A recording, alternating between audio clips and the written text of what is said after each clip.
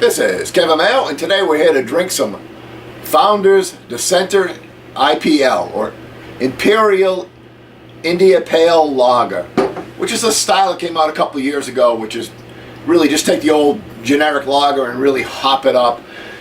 They don't give you a lot on their website, but they do say it's the first lager that they've brewed in over 12 years, and lagers are bottom and cold fermented as opposed to a warm fermented ale. So it's a little bit different process for them, and they do say that they really got it hopped up with a lot of tropical fruits. This is the 2014 batch. This is the end of January 2015. I hope this is not too old and we've lost most of the hop character. And it's 8.7% alcohol by volume. I couldn't see a date on the bottle. I looked in their website and it looked like they released this in August. So I'm hoping that this bottle's not 6 months old here. So let's give it a crack and see what we got. Seeing as we are doing a lager, we figured we'd use a Pilsner glass. We'll go ahead and give this a pour. As always, if you like the reviews, please subscribe. And go ahead and leave questions or comments because we like to talk about beer. So, let's take a look and see what we got. I do got a little bit of haze in it. I don't know if it's a chill haze or not. Fair amount of carbonation in it. The bubbles are just streaming up. It's a darker yellow. And then about 2 fingers of just typically bright whitehead. Very typical lager looking type beer. I mean, a lot more color than you're getting from your standard macro lagers. So I guess more of the color you'd get from your craft lagers. Let's do the aroma. There's definitely still quite a bit of tropical fruit aroma in that, so it's hopefully not too old. Got a little grapefruit and a little mango. So, you know, your typical lagers I think are around 4.5%. So to get up to 8.7%, they really had to hop it up. So, and actually hop it up, I mean jazz it up, not hop it up with hops, but jazz it up. Hops don't add alcohol. So, let's give it a taste.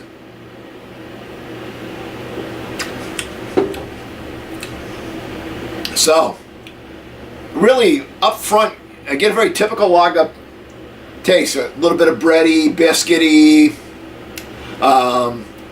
but then right after that, so it's like underneath that, and then on top of that, you get a real burst of that tropical flavor.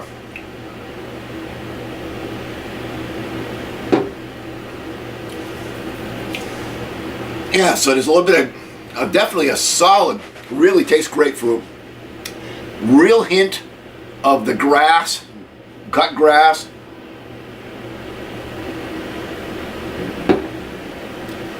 It's 70 IBUs, so it finishes really bitter. It does dry out a little bit, and you get that real crisp lager shop taste to it too.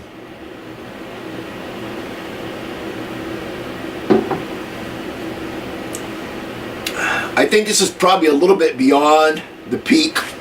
It's still good. There's a little bit of like blood orange in there too. But I think that was probably the flavors were a little more bolder, a little brighter earlier, like a month or two ago. I've been really starting to try to concentrate if I can see the date on the bottle before I buy it. I've had a couple of bad experiences recently. I don't know, I like the beer. It's not really thrilling me to no end, and I can't give you a definitive why. It just seems to be like something's missing from it, and it might be the age of it. So I won't kill Founders for that because they bottled it back when. It's not their fault it's still on the shelf. Probably my fault for not buying it a couple of months ago. Though this is the first time I remember seeing it in our beer store, so I'm not sure where it's been between now and then.